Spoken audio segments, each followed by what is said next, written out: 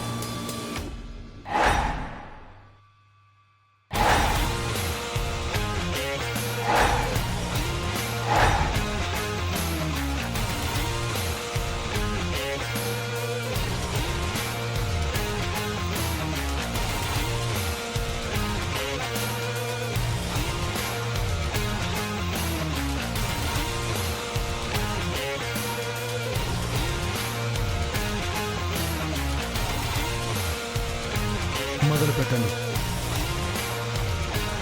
గంగకు మీ సమస్యలన్నీ చెప్పండి. ఆగండ్రా.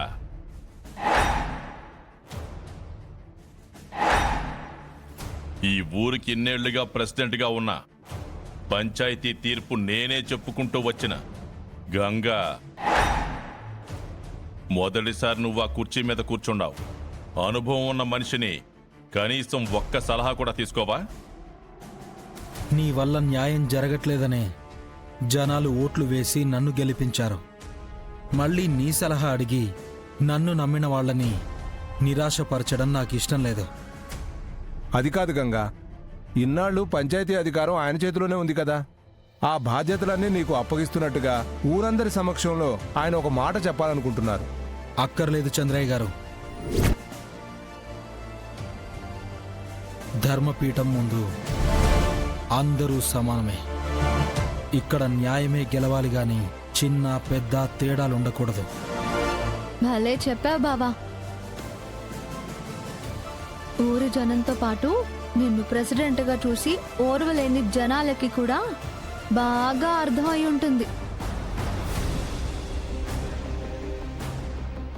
ఇక ఈ ఊళ్ళో అన్యాయానికి అధర్మానికి తావు ఉండదు పెదనాన్న.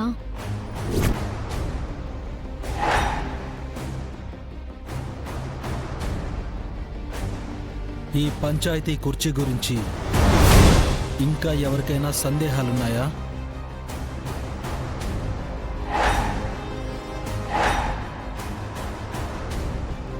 లేవు గంగా.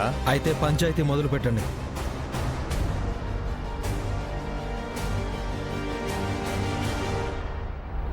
మా నాన్న సంపాదించింది 4 ఎకరాల పొలం, ఇల్లు సమానంగా పంచుకోమని వీలునామా రాశాడయ్యా.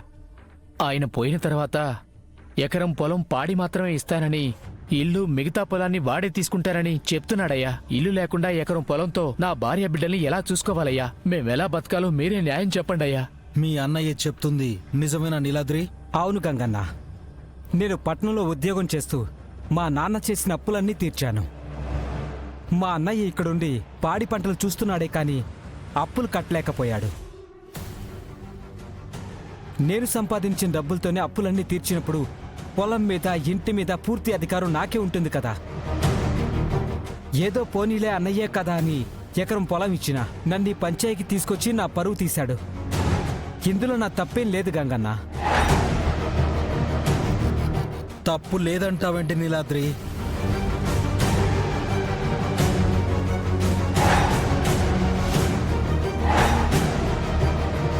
మీ నాన్న నిన్ను బడికి, మీ అన్నయ్యని పొలానికి పంపించాడు.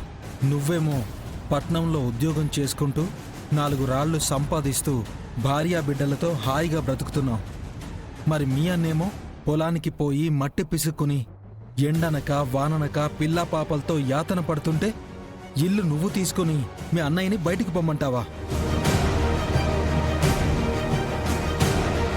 పిల్లా పాపలతో మీ అన్నయ్యని ఎక్కడికి వెళ్ళమంటావు? అప్పుడప్పుడు మా అన్నయ్యకి డబ్బులు పంపించాను కదా, ఆ లెక్కతో సరిపోయింది కదా. నువ్వు పట్నంలో చదువుతుండగా మీ నాన్న మీ అన్నయ్యలు కష్టపడి డబ్బులు పంపించుంటారు. మీ ఇద్దరిని చదివించే స్తోమత లేకే నిన్ను బడికి మీ అన్నయ్యని పొలం పనులకి తీసుకెళ్లాడు మీ నాన్న. అసలు మీ అన్నయ్య నీకోసం ఎంత త్యాగం చేశాడో తెలుసా? అసలు అన్నంటే ఏంటో తెలుసా నీకు? తమ్ముడంటే అన్నయ్యకి మొదటి బాధ్యత. తమ్ముడంటే అన్నయ్యకి మొదటి స్నేహితుడు. అన్నయ్య అంటేనే ఒక ధైర్యం.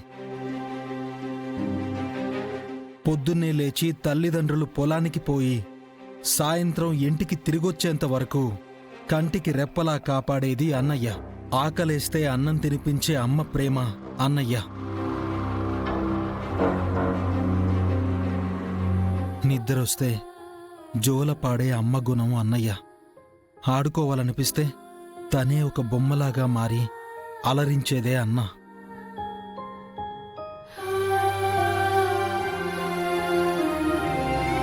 అన్నయ్య వెళ్లే దారిలోనే తమ్ముడు తన మొదటి ప్రపంచాన్ని చూస్తాడు.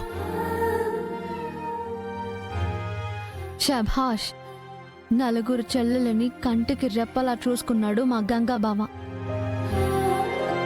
ఇంతవరకు చెల్లెళ్ళని తల్లిలా చూసుకునే అన్నయ్యని చూసి నువ్వు చాలా నేర్చుకోవాలి నీలాద్రి. అన్నయ్య గురించి ఇంత మంచిగా చెప్పే వ్యక్తి ఎవరూ దొరకరు. ఇకనైనా కలిసిమెలిసి ఉండండి. గంగన్న, తప్పైపోయింది గంగన్న, తప్పైపోయింది నా. లేనిలాద్రి, నిజంగా మా అన్నయ్య కష్టపడి డబ్బు పంపించకపోతే పట్నంలో నా చదువు పూర్తయ్యేదే కాదు.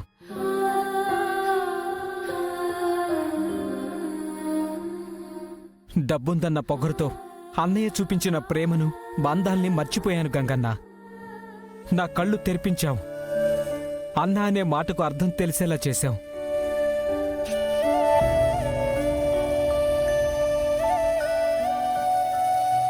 ఇక నుండి మా అన్నయ్యలాగా కాదు, నాన్నలా చూసుకుంటాను. మీ అన్నయ్యని ఇక్కడి దాకా తీసుకొచ్చి ఆయన విలువ తగ్గించినందుకు మీ అన్నయ్య కాళ్ళ మీద పడి క్షమాపణ అడుగు. అలాగే అన్నా. అన్నయ్య, అన్నయ్య, అన్నయ్య నన్ను క్షమించన్నయ్య, నన్ను క్షమించన్నయ్య. రే ఏంట్రా అన్నయ్య ఇది? నన్ను లే- క్షమించన్నయ్య. లేరా తమ్ముడు?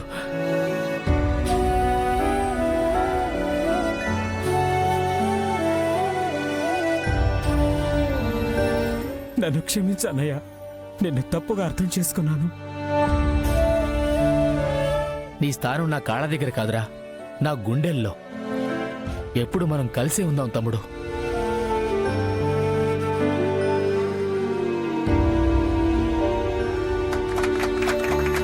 నువ్వు బాధపడకరా. జీ5 యాప్ డౌన్లోడ్ చేసి అన్ని ఎపిసోడ్స్ పూర్తి ఉచితంగా చూడండి.